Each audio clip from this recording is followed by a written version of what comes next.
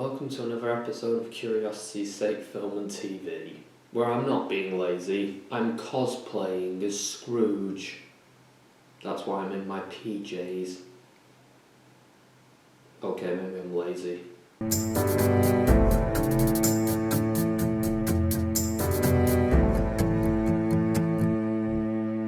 I don't know if anybody knows this, but I'm actually quite a big fan of the Christmas Carol story. The Muppet version of which is actually one of my favourite films of all time, but I'm actually quite partial to the Alistair Sim rendition of it as well, due to its accuracy to the source material. I've been thinking about how I do this video for some time. My usual format's not quite gonna work because, well, every Christmas Carol adaptation more or less has the same script, and I'm kind of scared Disney will flag me to hell and back the more I use their clips. So I think what I'm going to do is just bring up segment by segment of what I want to talk about and use appropriate clips for that. I think that would be better in every single way. So, here it is, the 2009 rendition of A Christmas Carol.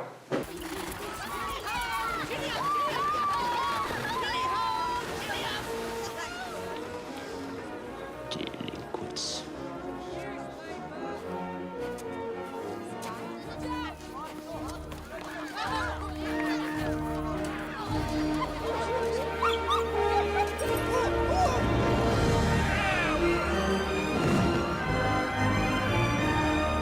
So, a bit of backstory for you, personal backstory with this film.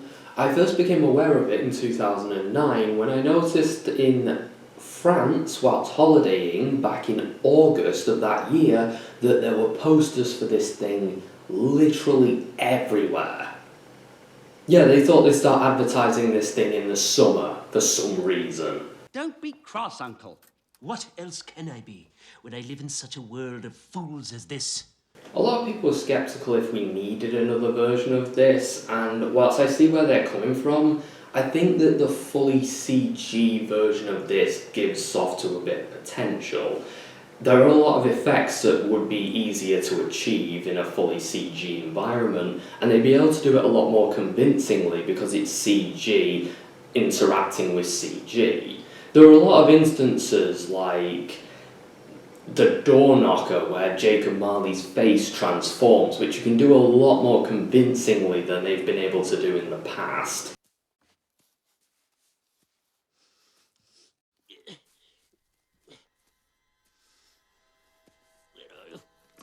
Yeah. Why does everything seem to happen to me?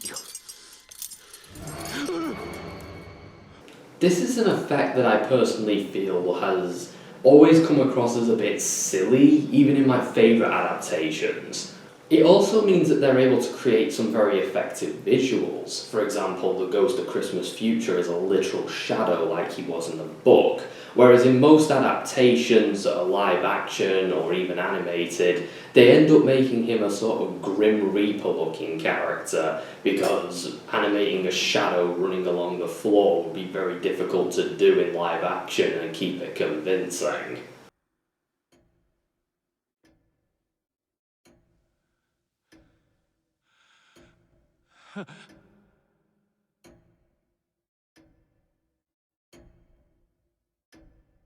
I will say though that when the shadow does come to life and comes out of the wall, it does look a bit early 90s at times, especially when the textures are concerned. But I've seen worse. The night is waning fast. It's precious time to me. Lead on, spirit.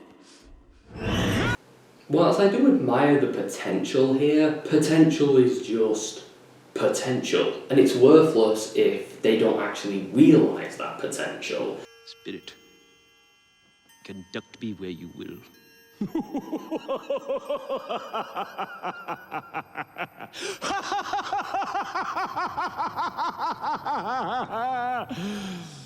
Oh.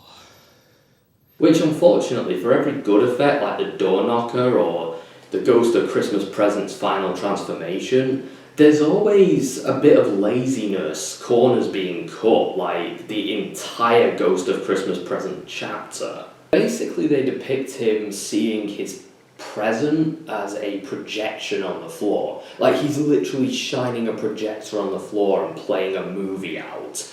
And in all honesty, I feel like this really undermines things, because a lot of the book's narrative is designed around his smells, views, tastes, everything you'd experience by actually being there. And unless he's in a fucking IMAX theatre with smell-o-vision and taste-o-vision, he's not going to get the experience that his counterpart from the book had.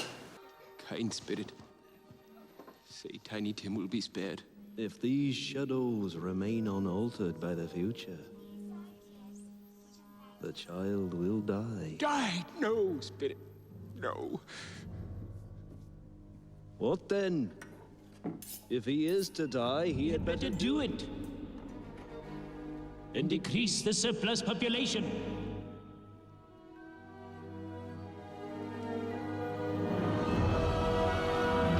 Just gonna open the curtain.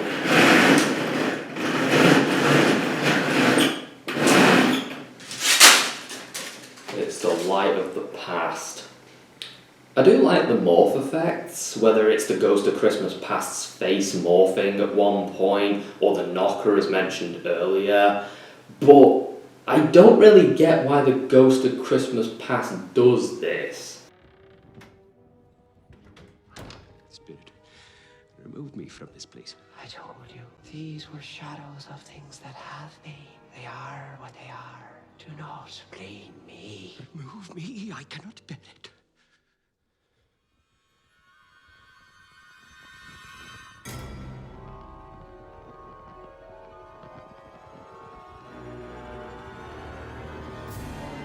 Leave me. Take me back. Haunt me no longer. Ah!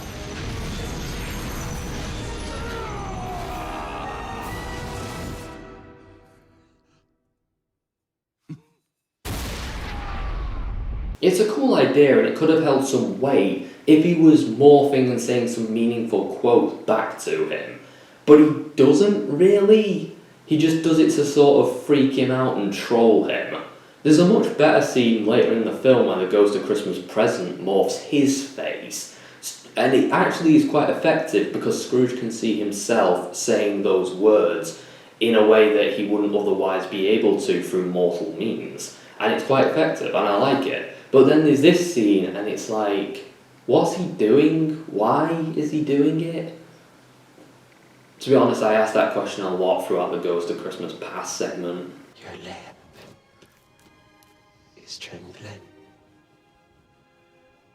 And what's that? On your cheek. Visually, I think this is a mostly competent film, though it doesn't exactly live up to its potential, and some of the effects are a bit dated.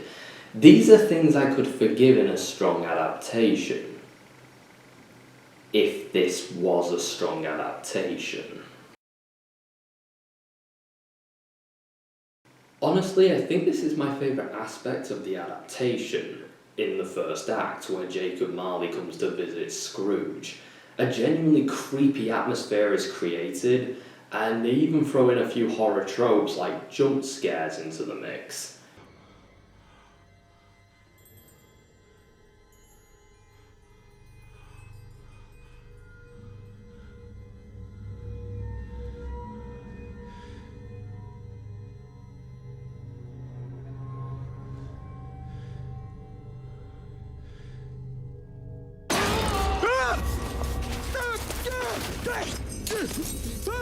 Get away! Get away!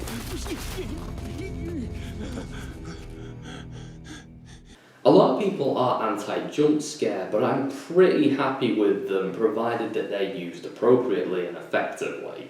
In this case, I think it works really well. For a start, they're only used when the character in the film is startled, so it creates a link between the audience and the character, deepening their immersion. But another thing that I really like is in the Victorian era, when this story was originally told, they would have probably have done things like stamp their feet in order to scare the audience and stuff like that when things got eerily quiet and they weren't expecting it. So to me, it's kind of like they're keeping that tradition alive, and I feel like that's really good. There's some really brilliant imagery where Scrooge looks out the window and sees the ghosts. There are ghosts going insane, banging their heads against things, chasing things that just have lost their meaning since they're dead anyway and can't use them, and ghosts huddling around the poor and desperate, trying to help them but finding themselves completely useless.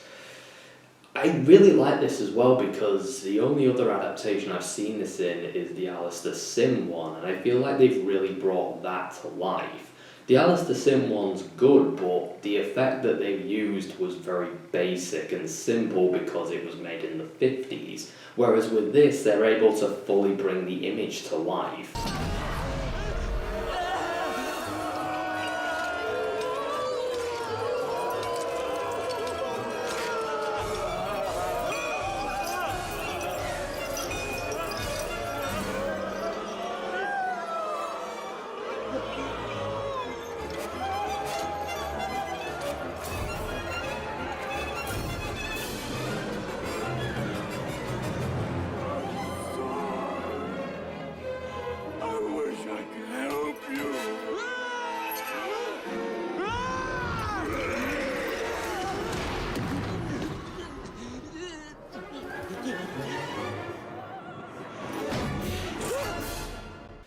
Jacob Marley's scene is equally startling and messed up. There's some really interesting and cool things that they do with him, like him walking through the door and throwing his boxes through, and he actually does say most of the original dialogue.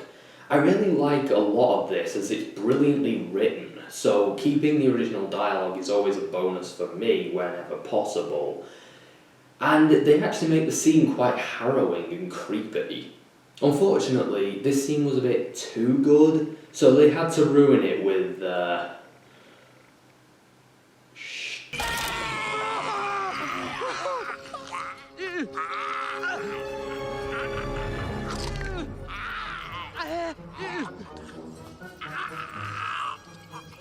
Mankind was my business. The common welfare was my business. Charity, mercy, forbearance, and benevolence, all my business.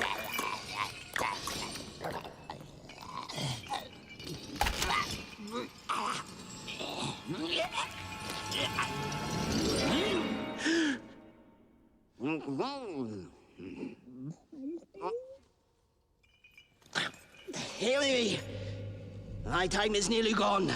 You know how I've said that this isn't a great adaptation? Well, the fault of most of that can be laid at the feet of the shtick. The silly bits, the distractions, the comedy.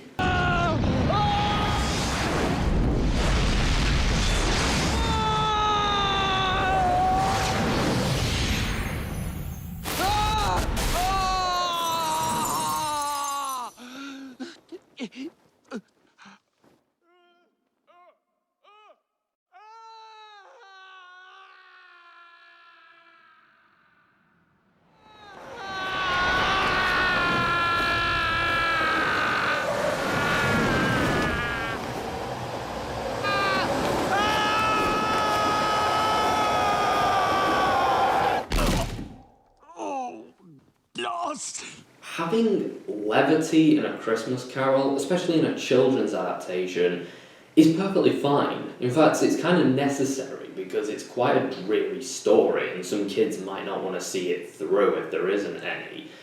Hell, my favourite adaptation is the Muppets version. And there is so much shtick in that one. Gonzo and Rizzo, who play the part of Charles Dickens, the narrator, and Rizzo the Rat, do nothing but screw around throughout the entire film. However, their shtick rarely interrupts an important scene. It usually happens in between scenes, or just after a scene, or at a good point where their interruption wouldn't damage the scene. Also, they have the decency to fuck off in the third act, because they don't need comic relief in the part where it becomes dark and dismal. That's not the point of the story. In this movie, however, they constantly interrupt important scenes, ruin other scenes entirely, and it's almost never funny. In fact, no, scratch that. It's just never funny. Whether it's the Ghost of Christmas Past getting jiggy with it, or Scrooge being launched into space, or Jacob's jaw going all floppy because I have to talk like this. It's just so shit. It's not funny, and it kills the tone of some of the best scenes in the film. However, the absolute worst is the third act. Not a scene in the third act. The entire third act is purely shtick. Wait, I meant no offense. I just thought I...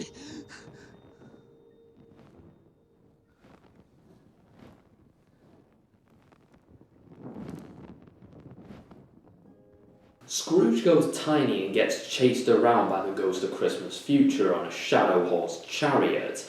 And no, in case you were wondering, this isn't in the book. I wouldn't complain half as much, but this crap goes on for like 20 minutes. Or at least it feels like 20 minutes, before the story even happens in the third act.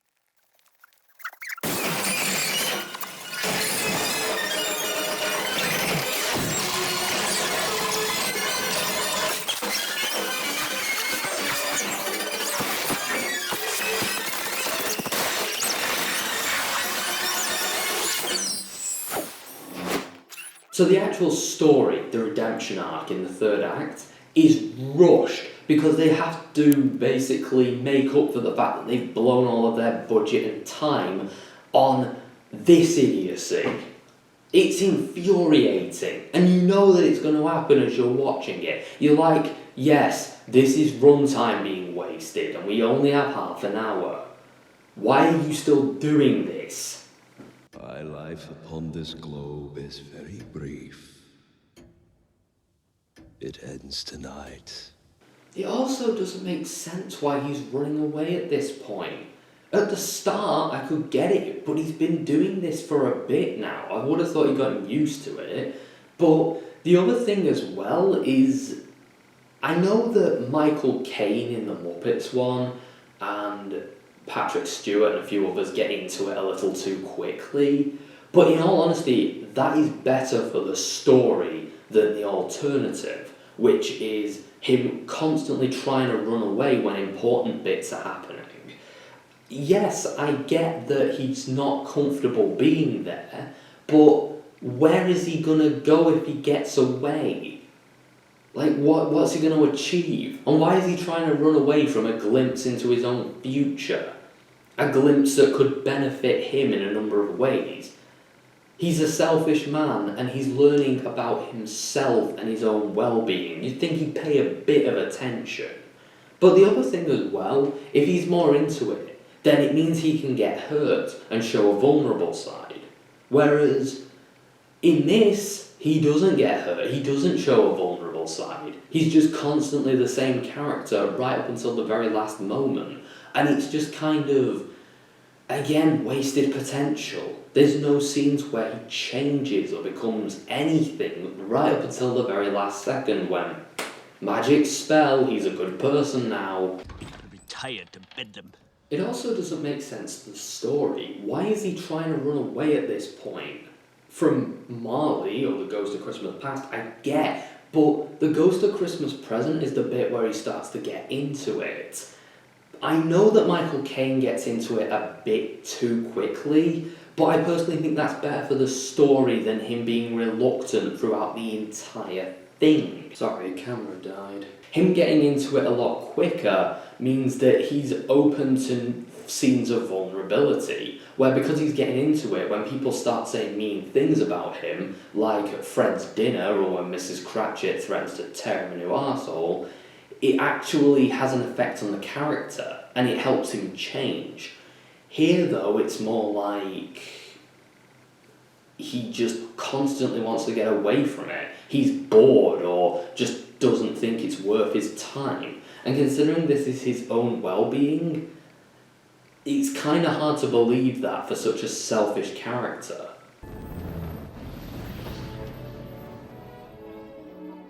Spirit, these poor people have no means to cook their food, and yet you seek to close the only places in which they can warm their meager meals every 7th day.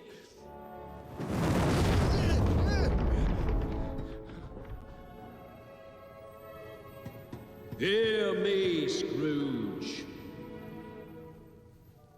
There are some upon this earth of yours who claim to know me and my brothers, and do their deeds of ill will and selfishness in our name. These so-called men of the cloth are as strange to me and my kin as if they never lived. Charge their doings to them, not us. I will. Alright, to address the changing lighting and everything, my camera harakiri'd, so I had to recharge it and then wait for a couple of hours.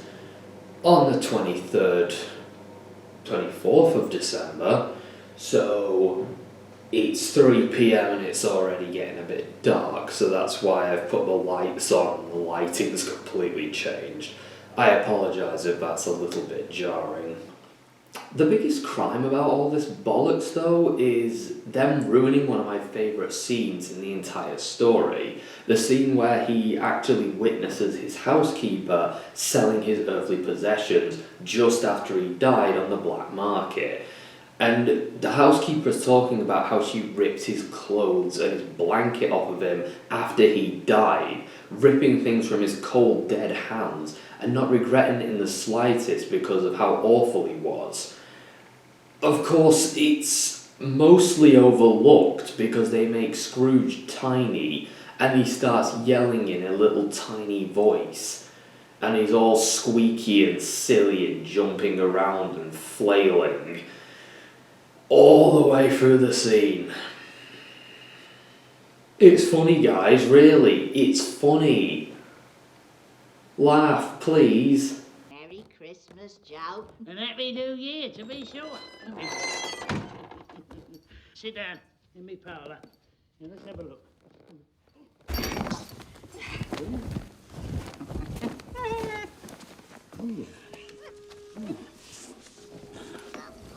What do you call these, Mrs. Dilbert? Mrs. Dilbert? Bed curtains. I mean to say you took them down while he was lying there. Oh, I do. And what not? You was born to make your fortune, and you certainly will do it. Well, I shan't hold back my hand when I can get something by... Hey, don't you go getting grease on them blankets now. These blankets? Well, whose else do you think? Ah, he won't be feeling the cold without them now, I dare say. I hope he didn't die of anything catching. Ah, don't you be afeard of that. I ain't so fond of his company that I'd loiter about. Yeah. You can look through that shirt till your eyes ache, and you won't find one hole in it. It was the best he had. Mrs. Dilbert! Would have been wasted only for me. You're fired! Fired! How do you mean wasted?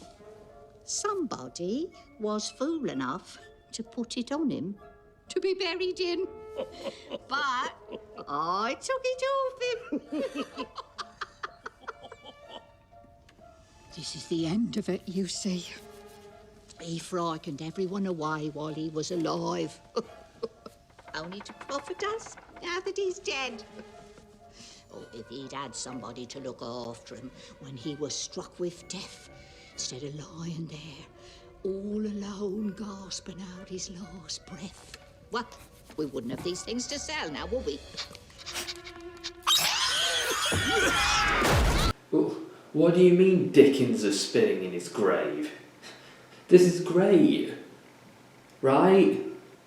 Honestly though, I actually love this scene because of how sobering it is. From a third-person perspective, a character is witnessing people having no regard for them after they've died because of their own actions.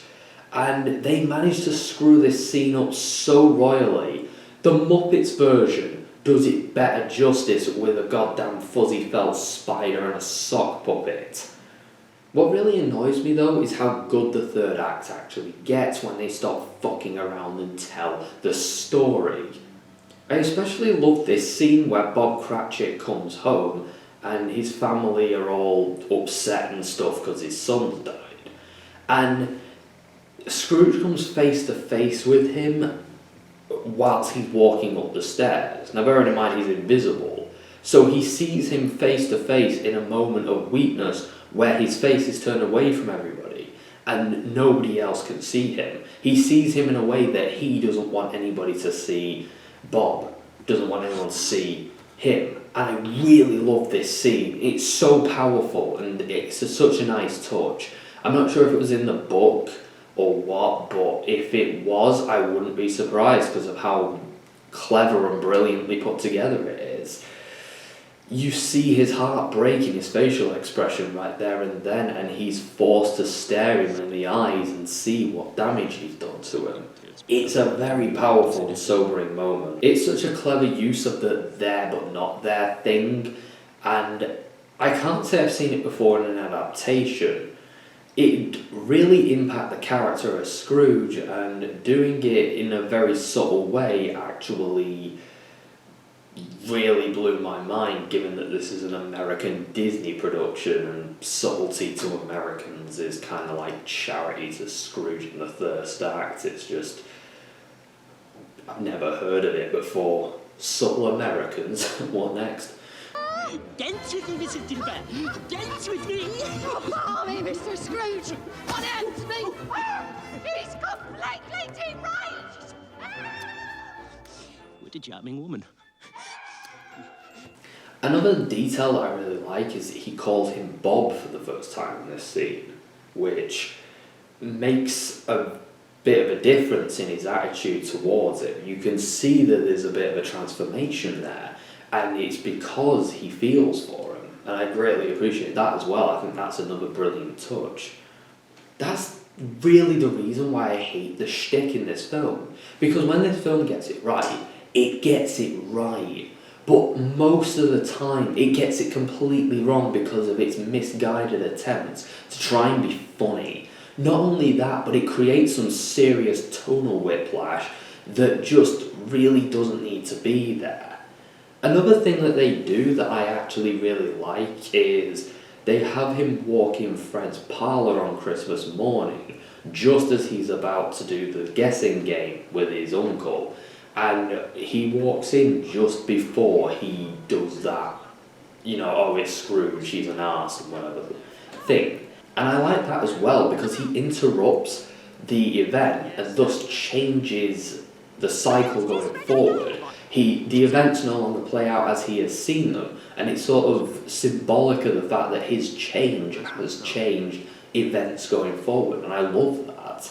It's just, it's one of the things I don't think I've seen in an adaptation before, because it's such a well-timed thing, and I really like it. Another thing that I really like about this adaptation is the faithful. I say, what's today? Eh? What's today, my fine fellow? Today? What Christmas Day?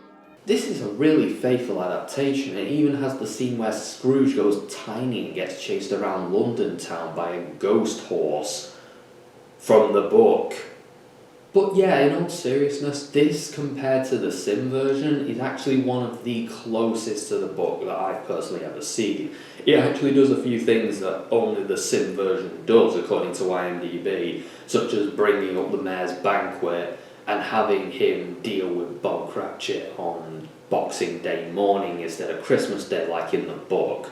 and I actually greatly appreciate that detail.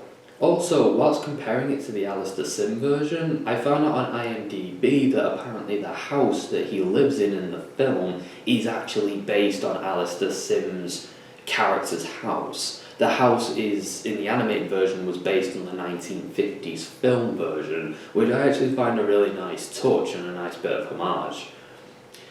Apparently, Carrey modelled his approach to the role on Alistair Sim and his portrayal of the character. I personally don't see it, but it is nice that they kept that sort of classic portrayal alive, or at least in their intent. Despite the fact that it's faithful, there are some deviations. For a start, the Ghost of Christmas Past. He looks like a giant candle, and he's not based on the book.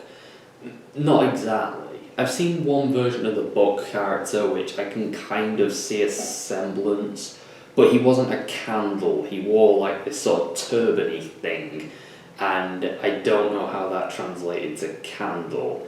It looks a bit silly to me, and it looks like they were desperately trying to create a cute mascot character in all of this, but it just doesn't really work. That issue's minor, and in all honesty, I don't think I've ever seen an adaptation that has what I'd call a perfect design for the Ghost of Christmas Past. I feel like a lot of them always end up looking silly or out of place. Even in the Muppets one, it's not a Muppet, it's more like a sort of CGI looking thing. And in the most other versions, it just sort of doesn't look very spectacular, so I can kind of let them off on that one. However, my biggest issue is the inclusion of Fan. Now, not that they included her in the story, because I like adaptations where they include her, but more that they managed to fuck up her character completely. The gist of her character is that she's Scrooge's sister, and she is the one thing in the world that he loves. She's the one person in this world that he's close to, and the one person in this world that he cares for and feels understands him. And in the book, she actually has a child with a husband and basically ends up getting sickly and dying due to complications. That child is Fred, and that's why they have such a rocky relationship. Because in his eyes, Fred is the murderer of his sister, and his sister's the most important person in the world to him. This adaptation has Fanny in it, but it doesn't actually show her beyond the childhood years. They briefly skim over, oh yes, she had Fred and died, but they don't really explain the significance of it. The fact that he dislikes Fred for reasons that Fred doesn't really control. He was a child who was born and his mother died as a result of that. And Scrooge sees him as his sister's killer. Now, a lot of people would not empathise with that, but they would certainly understand what that thought process is. And I feel like it's one of my favourite parts of the story, to be honest, because A, it's a big moment for the main character, but also the side character of Fred and Scrooge's relationship is really well explained because of that. Now, a lot of adaptations, particularly children's adaptations, leave it out, and I can fully understand because there's a lot of complicated emotions in there that a child might not want to be able to process, or might not just be able to be able to process. And it is quite a dark thing in the book, darker than a lot of things in my opinion. But if you're not going to have it, just don't have the sister character. Most adaptations do not have her for this reason, because it is quite an awkward conversation to have with the kiddie winks. As I said, I do love this as a storyline. It's very tragic and human and it works really well, but you've got to do it properly if you're going to do it. Don't just have one element of it and say, oh look, we remember this, and then just skim over it. I'm not going to be impressed. Forgive me. Did I see something strange protruding from your skirts? Is it a foot or a claw? It might be a claw for the scant amount of flesh there is upon it. Look here. Oh man, look here. Look. Look! Down here!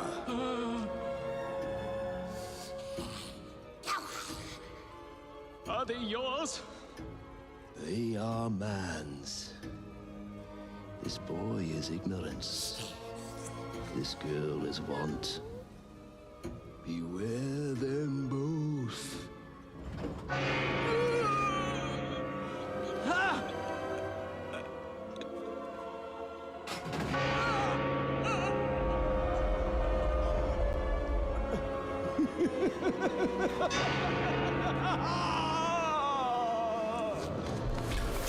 Have they no refuge?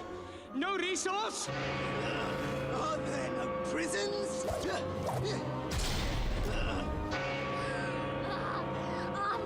no workhouses?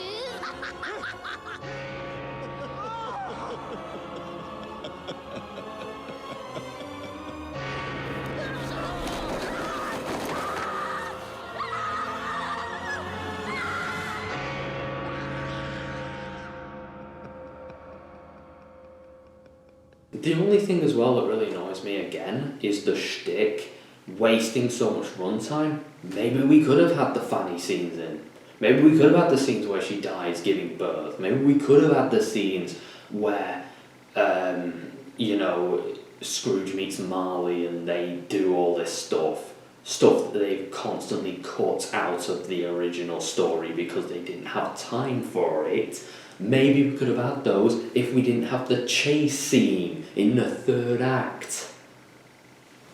Such bollocks. Stop! Back away, Predok.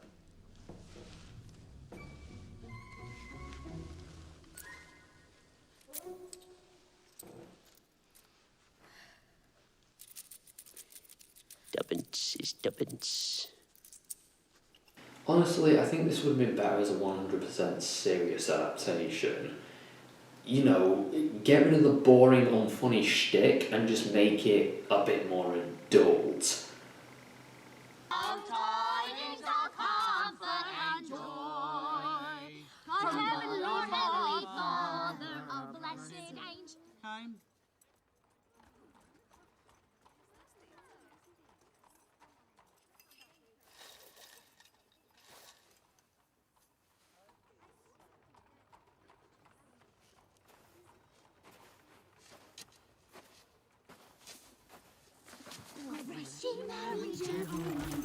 There's a fair bit of voice talent in this, and I'm not just talking about big names like Gary Oldman, Jim Carrey, Bob Hoskins, Carrie Elway, Colin Firth, but some less common voices like Steve Valentine, who plays The Undertaker. Certificate of death, sir. For those of you who don't know who that is, you might have heard his voice if you've played Dragon Age or Uncharted 2. He played Flynn in Uncharted 2 and Alistair in Dragon Age Origins 2 and 3. Determinant. As much as I feel like a roster of good actors can help a project, I don't feel like you needed to have such high-profile actors for this, because nobody really brings anything to the table. The way that it's written, the way that it works, and also because it's CG and motion capture and all that, it really just feels like it's the clip art version of the characters. Again, that's my biggest problem. Nothing about this feels truly unique as far as characters go. Even the ghost designs I've seen before. So, honestly, I like that they did stick to tradition rather than mess it up with a bunch of silly changes. I mean, Fan 4 Stick is still in my memory as something that really shouldn't have happened. But, unfortunately, if you don't bring something new to the table, you're never going to be great. You're always just going to be okay or good, but you're never going to be great. I mean, the Muppets version brought every single Muppet into the story and managed to weave them in and make them all different characters. So I don't get why this Disney version can't have a bit of its own flair about it. What's he done with his money? He hasn't left it to me. That's all I know. There's a fair bit of talent in the animation department, but I feel like they use it all up in the wrong bits, either in establishing shots which are just overblown, or stupid shtick chase scenes, or Rocket Man escapades. And then you get stuff like the Ghost of Christmas Present section, which is just nothing. A lot of textures look dated, a lot of environments look like corners were cut, and it's obvious that some segments were sacrificed to make way for others. I do really like the prospect of Christmas carols being used as the soundtrack. They're all effectively used and properly implemented, and they all sound quite epic thanks to their orchestral redux.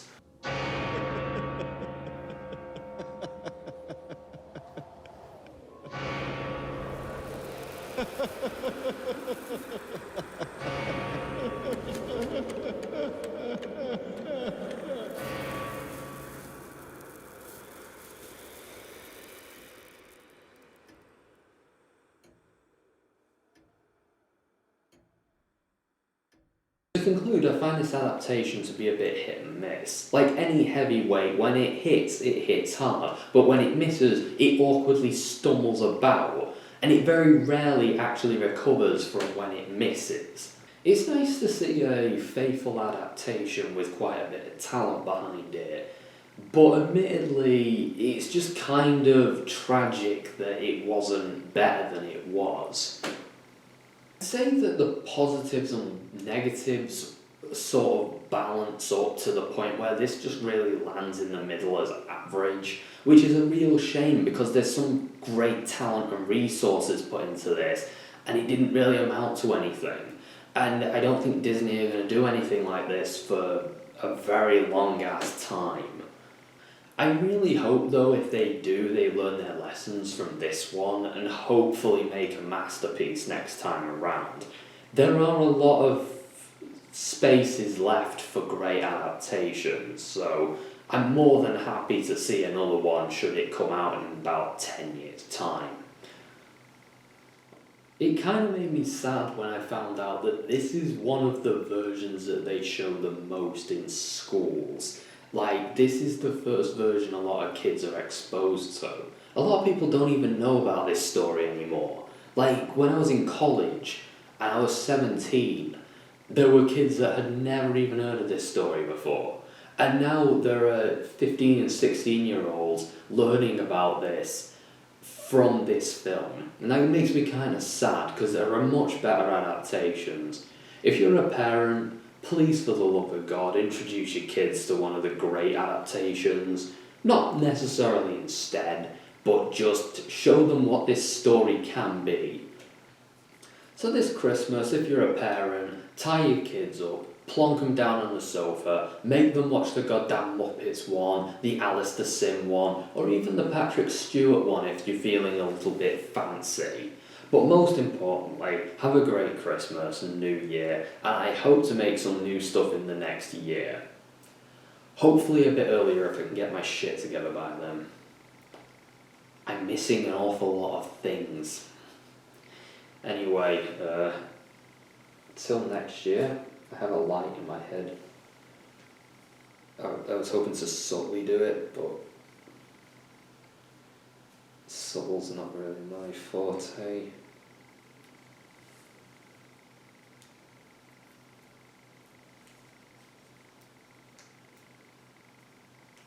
Oh, I think the battery's fucked. Oh well.